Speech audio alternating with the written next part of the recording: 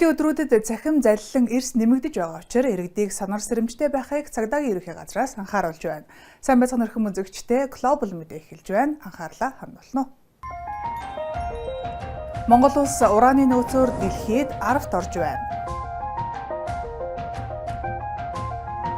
Олон улсын Орос Монголын үзэсгэлэн худалдаа Улаудын биеийн тамир спортын зохицуулбарт нэгтлээ. Дэлгэр баярын гоо морлыг бидний үе олон улсын хүүхдийн дууны уралдаанд оролцоход Бурайдын тэргүүн Алексей Циденов дэмжижээ. Амралтын өдрүүдэд болох зарим үйл явдлын мэдээлэл.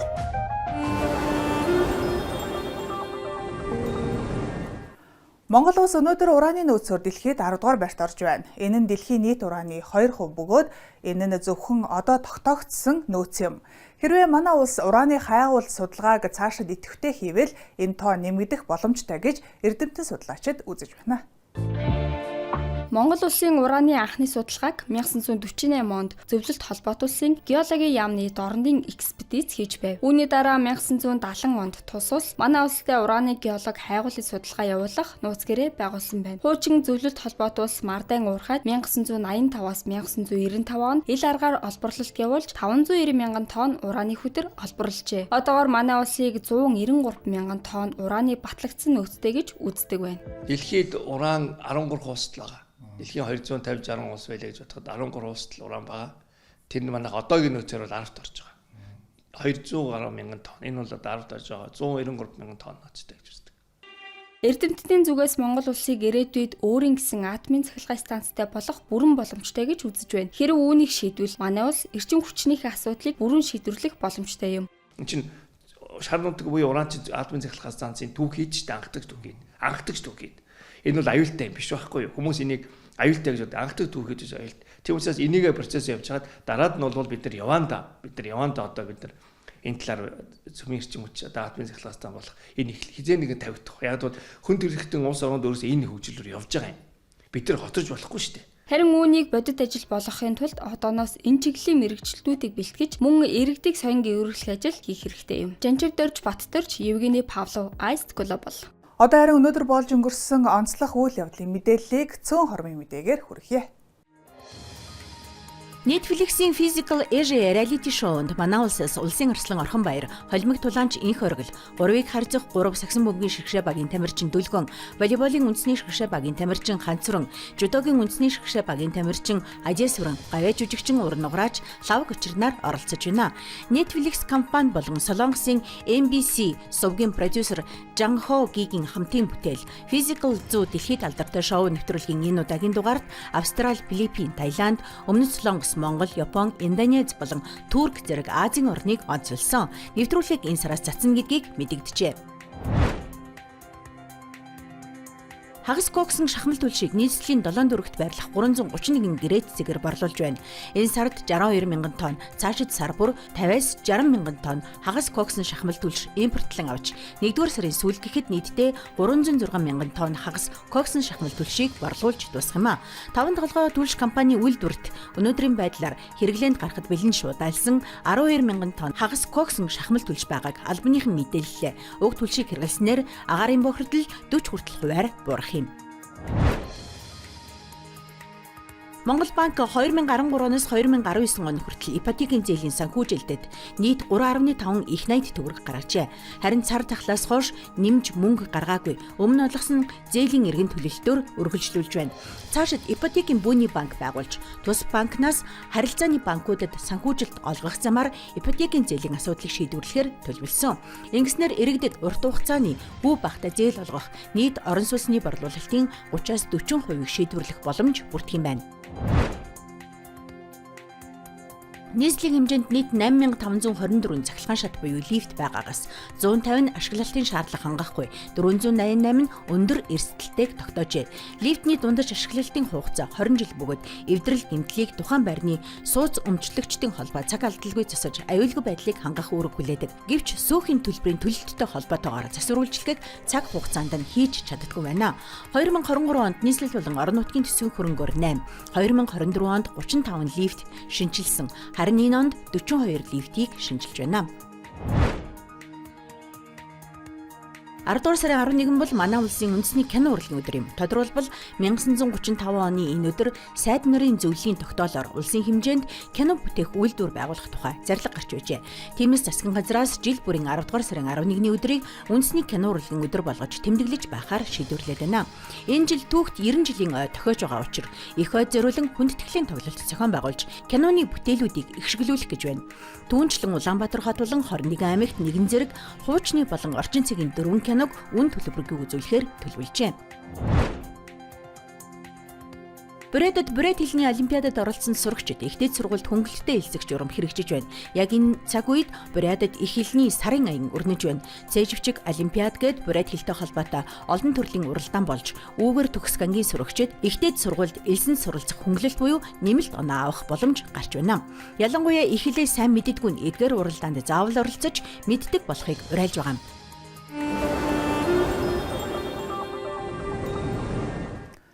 Орос ба Монголын бараа бүтээгдэхүүн нэг дор цуглалаа. Улаан хотын биеийн тамир спортын зохицолборт олон улсын намрын Орос Монголын үзэсгэлэн худалдаа нэгдлээ. Дэлгэрэнгүй манай сурвалжлагч Мария Латышева хүргэх болно. Би Монголын зах дээр бус Монголын бараа бүтээгдэхүүн улаангуудад ирээд байна. Улаанбаатарын бизнес эрхлэгчид өөрсдийн бүтээгдэхүүнийг улаангуудын биеийн тамир спортын зохицолборт танилцуулж ойрын 3 өдөр худалдаа хийнэ. Үзэсгэлэнгийн оролцогчдын дунд Орос Монголын 100 гаруй компани байна. Манай хуршууд уламжлалсаар их хэмжээний ноолор болон арьсан бүтээгдэхүүн авч иржээ. Би 4 дахь удаага ирж байна. Ноолуур, ноосон бүтээгдэхүүн авч ирлээ. Ноолуур их авдаг юм. Байгалийн гаралтай учраас авах дуртай. Ирэх болгондоо жаргадаг шүү. Өнгөрсөн жил мөн ирсэн. Монголоос торог, савхин ширэн зүнх, хитвч, солонгос гоо сайхны бараа авч ирсэн. Үзэсгэлэнд Беларусын бахархал болсон нэхмэл эдлүүд тавигджээ. Майланган ба хүүн даваагаар хийсэн ор хүнжлийн хэрэгсэл альчуур хөшиг зэрэг бүтээгдэхүүнүүдийг танилцуулж байна. Беларусын бараанд сурчлагаа хэрэггүй. Гол нь чанар шүү дээ. Эрхэм эзэгтэй манай барааг авсан бол химээ уйлцгүй урт удаанастай бүтээгдэхүүн гэдгийг амладаг юм. Энэ л хангалттай шүү дээ. Брэдийн бизнес эрхлэгчид Орос улбаны улсын ерөнхийлөгч Владимир Путиний санаачилсан үр ашигтай өрсөлдөх чадвартай эдийн засаг үндэсний төслийн хүрээнд хэрэгжиж буй миний бизнес төрийн дэмжлэгийн арга хэмжээнд хамрагдсны ачаар үзэсгэлэнд оролцож байна. Би дизайнер зураач хүн. Энд бүхнийг өөрийн гараар бүтээсэн. Бүх загвар зураглалыг өөрөө зохиож, график, изограммын аргаар урилсан. Бид миний бизнес төвтэй 3 жилийн турш хамтран ажиллаж байна. Хот болон бүгд найрамдах улсын хэмжээнд зохиогддог хамгийн том үзэсгэлэн худалдаануудад тогтмол оролцох урилга авдаг. Өөр бус нутгуудаар болон Монгол руу явж байсан. Энэ хамтын ажиллагаа бидэнд их таалагддаг. Манай үзэсгэлэн данхуудаа Туваагийн гар орчууд хүрэлцэн ирлээ. Би эсгээчин хүн. Носоор дизайнерын хувцас эзэлс хийдэг. Энэ удаа бид малгай, ханцуугийн цамц, углааш, бэлэг дурслын зүйлсээ авч ирсэн. Үзэсгэлэн биеийн тамир спортын зохицолборт 3 өдөр үргэлжилнэ. Орос улбаны улсын Москва хотноо бидний үе олон улсын хүүхдийн дууны уралдааны бэлтгэл эд явагдаж байна. Тус уралдаанд эх орноо төлөөлөн Дэлгэр баярын гоо марл охин оролцож байгаа бөгөөд түүнийг Брэдийн тэргүүн Алексей Циденов дэмжсэн байна. Марл охин өөрийн продюсер болон гэр бүлийн хамтаар Алтан Москваг зорьсон. Ингэхдээ улаандал багаар зочилж олон сайхан зүйлсийг үзэж, харж, танилцахын зэрэгцээ Оросын нэр хүндтэй тас агентлагт ярилцлагад орж, олон орны хүүхдүүдтэй анд нөхөд болоод байна.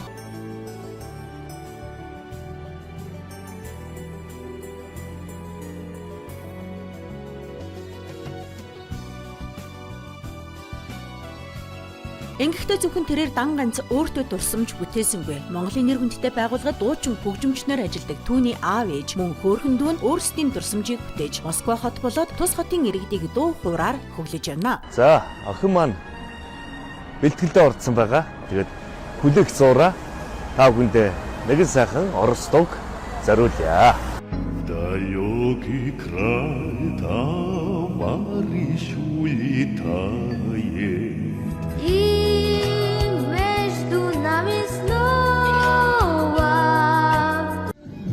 Тэр та бүхэндээ нэгэн Орос дууг зориулъя. Ни одного интересного сна в этом пункте проката.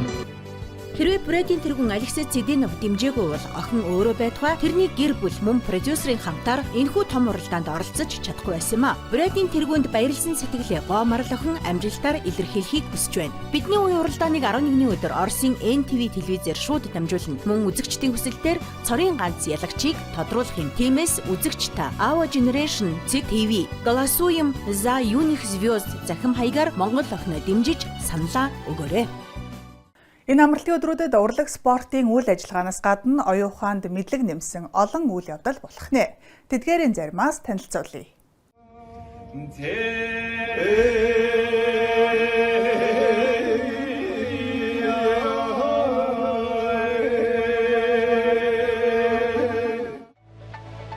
Урлаг соёлын мэдээллийг эхлээд танилцуулъя.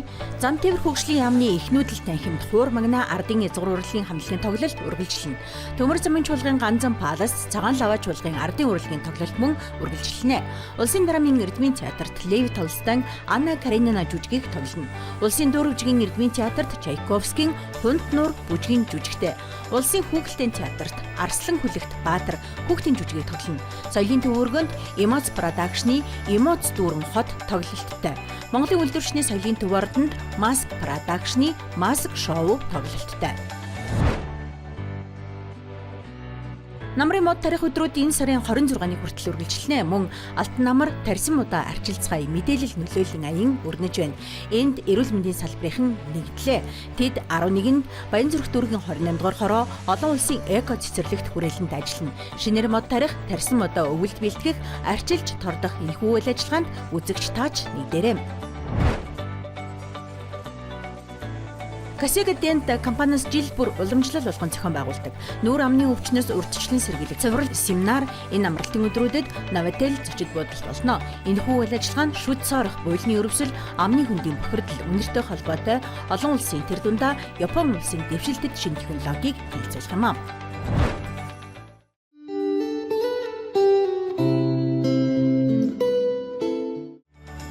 Сурона Академи буюу Суграс English Class англи хэлний ээлжид нээлттэй хичээлд орж байна. Үгээр гадаад хэлний дарамтаас хурдан хугацаанд хэрхэн гарах болон мөн уг хэлийг өөрийн давуу тал болгон ашиглах талаар зөвлөгөө мэдээллийг өгөх юм байна.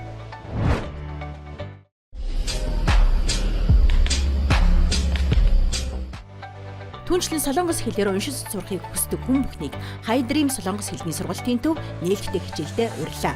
Үгээр хангил үсгийг ердөө 60 минутын дотор уншиж сурах юм байна. Одоо дугуйн спорт сонирхогчид анхаарлаа хандуулаарай. Улаанбаатар уулын дугуйн клуб Хүрэлтогоод буюу Намрын ОС дэвт дугуйн аялалдаа урьж байна.